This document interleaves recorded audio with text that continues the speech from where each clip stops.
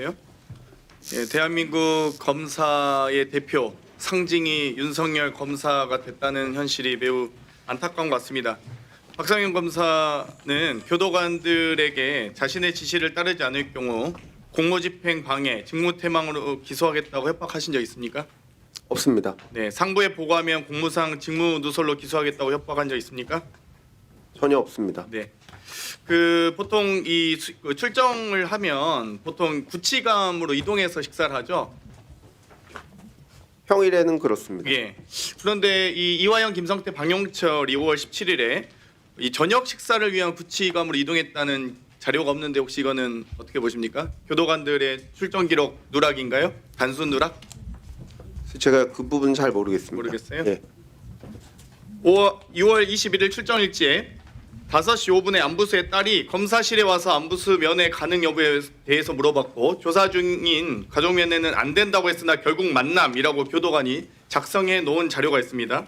여기에 대해서 혹시 이 안부수의 딸의 이 접견을 허용했습니까? 검사로서?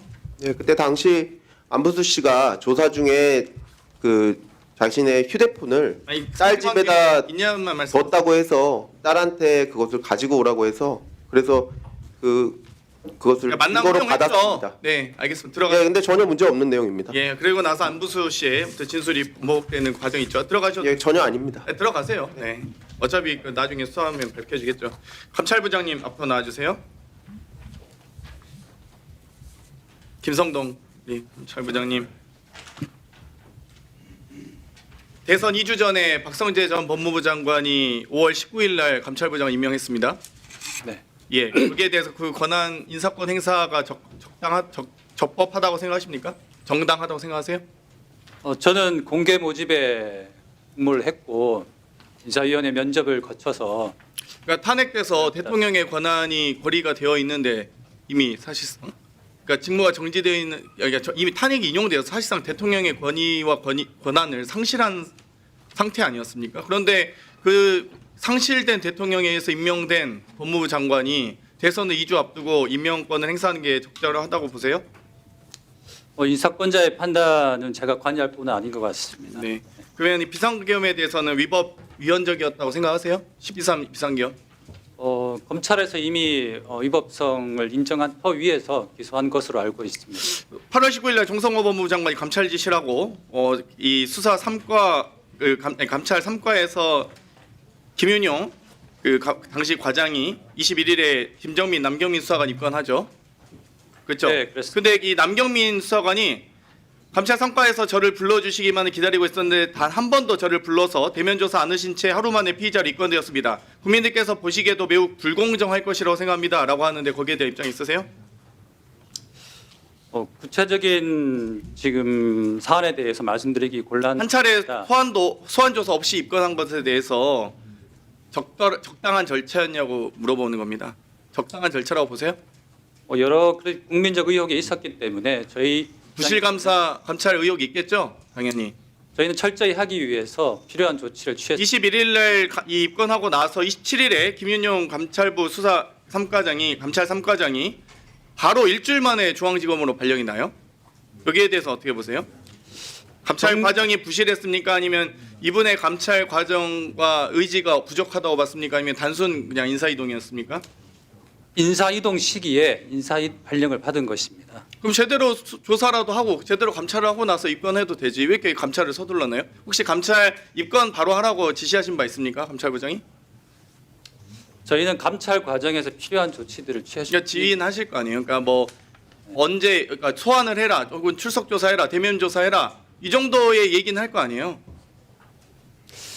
그러니까 각 단계별로 무조건 사람을 부른다고 이렇게 되는 것이 감찰이 아니라 필요한 부실했다라는 의혹이 단계가 있습니다. 있습니다. 그래서 혹시 사퇴하실 의사는 있으세요? 없습니다. 없습니다. 알겠습니다. 들어가셔도 좋습니다. 김영석 마조부장님 앞으로 나와주세요. 국민대 도이치모터스 주식 취득 사건 아시죠? 네. 그 국민대가 이사회 심의 의결 없이 도이치모터스 주식 30만 주를 매입했습니다. 심지어 금융투자업 등록도 안 한 무자격 업체와 수의 계약을 통해서 했고요. 자문료, 성공보수 6억 9천만 원을 지급했습니다. 이 당시 검찰이 2023년 8월에 이사회에 계속 보고되었으므로 사실상 심의 의결에 준한다라는 말도 안 되는 논리로 무혐의 처분을 했어요. 이 당시 김영석 부장이 이 해당 사건 부장검사 맞습니까? 제가 담당하지 않았습니다. 담당은 아니셨고요. 부장은 맞습니까? 해당 수사에? 그러면은 이 당시 이 해당 이 사건에 대해서는 그러면 관여한 바 없으시고요? 알겠습니다. 들어가셔도 좋습니다. 여기에 대해서 사립학교법 제16조의 학교 법인의 예산결사 차입금 재산의 취득 처분과 관리에 관한 사항은 심의 의결 사항입니다. 차장님 그렇지 않습니까? 예. 예.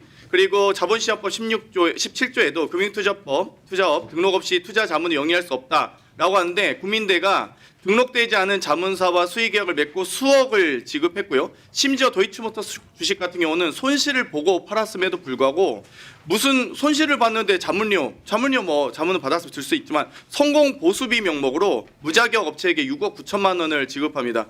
여기에 대해서 지금 검찰이 무혐의 처분했어요. 어떻게 보십니까?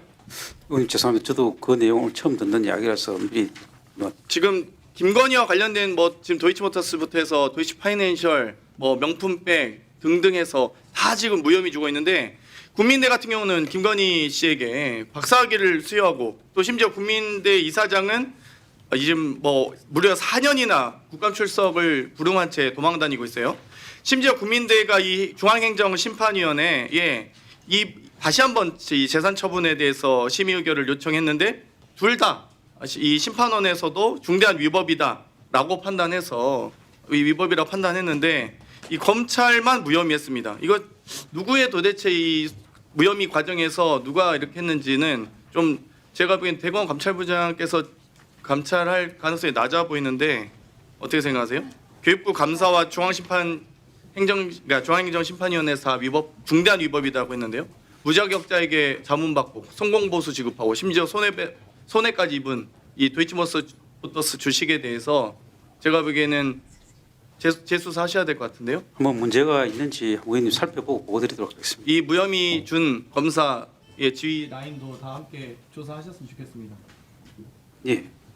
이상입니다. 네, 수고하셨습니다.